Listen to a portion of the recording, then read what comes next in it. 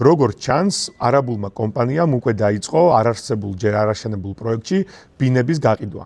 როგორც ბესუდონაძემ თქვა, მას დაუკავშირდა გაყიდვების მენეჯერი და შესთავაზა წინასწარი 20%-ის გადახდა მომავალ ბინაში, დაახლოებით $30,000 და შეეძლო განხდარიყო უკვე ინვესტორი ამ პროექტის. ზუსტად ამას გულისხმობდი მაშინ, როდესაც ვამბობდი, რომ ეს ინვესტიცია სინამდვილეში არ არის რეალური. ანუ ეს კომპანია ზუსტად ისე მოიქცევა, როგორც სხვა დეველოპერული კომპანიები იქცევიან. დაიწყებს წინასწარ გაყიდვებს, ეგრეთ წოდებულ ჰაერის გაყიდვებს, მოიზიდავს ფულს და დაიწყებს მშენებლობას. ანუ რეალური ინვესტიცია ეს არ იქნება, ეს არ იქნება რაღაც დამატებითი ფული, რომელიც მათ შემოიტანეს ქვეყანაში და ამით რაღაც ეკონომიკაზე რეალური გავლენა იქონიეს. ეს იქნება აი ამ ბინების მყიდველების ფული, რომლითაც ისინი დაიწყებენ თავისი კომპლექსების მშენებლობას. ეს სქემა ნებისმიერ სხვა სამშენებლო კომპანიას აქვს და ამით ეს არაბული კომპანია სხვებისგან არ განსხვავდება.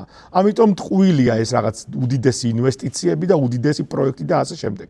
ამიტომ ფეიქია ეს გაბუქებული ამბავი არარსებული და არნახული ინვესტიციების შესახებ.